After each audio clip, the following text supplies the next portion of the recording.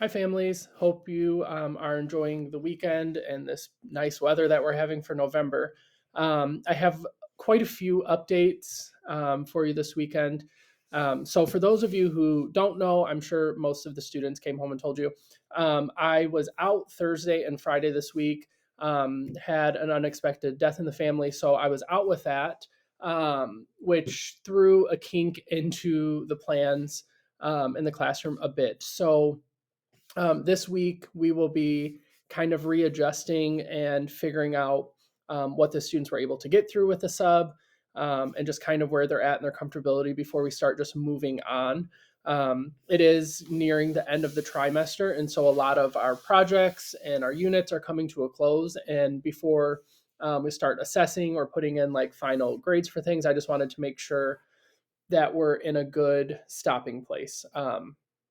So as of right now, the math test for Unit 1, that should still be okay and able to move forward. The test will be on Thursday, and so tomorrow we will finish up our last lesson in there on volume, which we've been working on for quite a while. So it's not a new concept for them.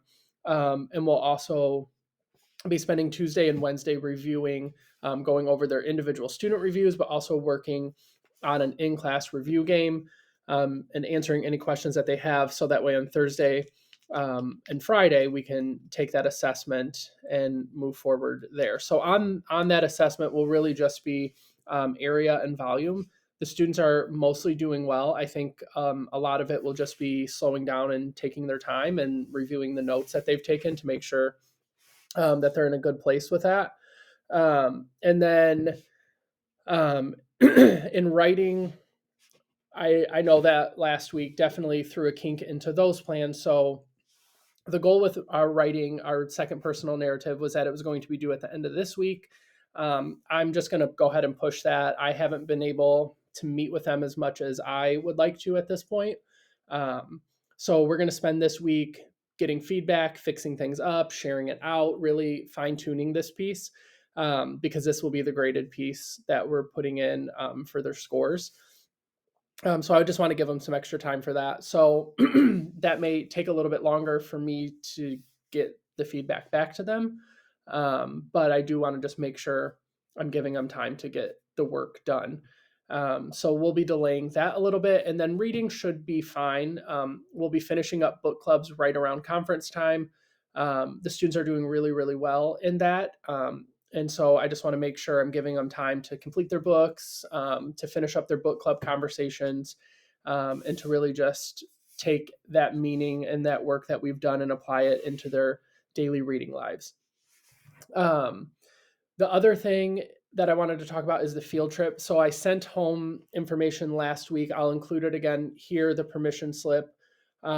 If you are a parent that is wanting to chaperone, please email me first just so I can make sure I have that listed down because there's some logistical things that I need. Um, so I think as of right now, 8 of you have emailed me about it. And then according to the form, like 11 of you are interested. So if you are someone who filled out that you're interested, please just send me an email and let me know so I can make sure the office knows that you'll be chaperoning so that I can put groups together and things like that. And then making the payment on RevTrack will be the next step after that. So excited about the field trip. I think that the students will be thrilled to kind of get out of the classroom and to get some hands-on science going and just getting back to a little bit of pre-pandemic school life with field trips and things like that.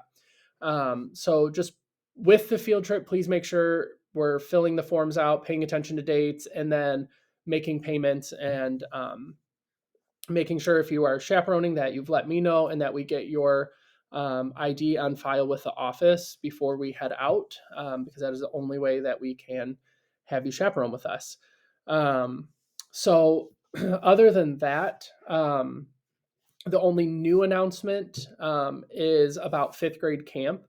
So, just for planning, as of right now, and we're thinking things shouldn't change, as of right now, my class will be attending camp May 1st through 3rd, which is a Monday, Tuesday, and Wednesday.